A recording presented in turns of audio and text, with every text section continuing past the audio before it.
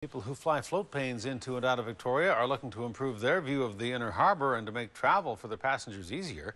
The group wants to build a new $3.5 million terminal to handle all domestic and international harbour flights. The operators say the terminal would offer more green space along the waterfront, and not a penny of the construction cost will be passed on to passengers.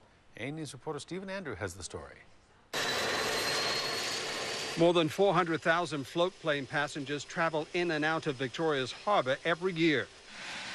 3 companies run the flights through 3 terminals, flights destined for Greater Vancouver, Whistler and Seattle. The majority are handled through a temporary building at the edge of the inner harbour. But if a plan to build a facility on the water is approved, that will change. All flights will come and go through a new $3.5 million terminal. By bringing them all together, we can use the same counter agents, the same dock crew, the same shuttle bus, our bookings, everything can be amalgamated. Wright says the new terminal also has environmental benefits, including reduced emissions, less taxiing of planes, and the building will have a green roof. The design fits with zoning, but the group needs approval for an extra 25 metres of dock. Companies acknowledge there will be challenges.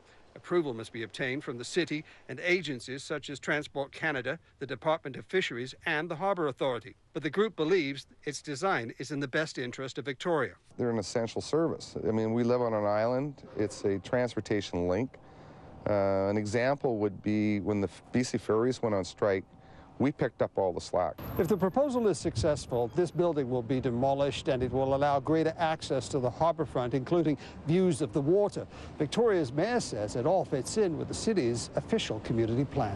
It has an interesting design. It's certainly improvement at first blush of the Atco trailers that are out there, and we want to make sure that there's an opportunity that when people come to Victoria, that their first impression is a good one. Fortin says council will have final approval on the design following a public hearing.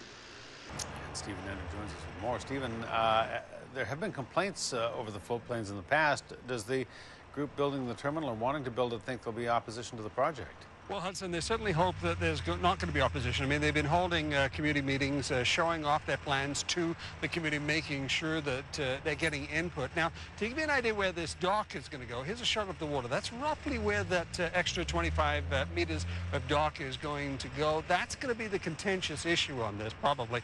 The main point is getting approval from those regulating agencies and also getting approval from the city. And, of course, Hudson, this is all going to go to a public hearing.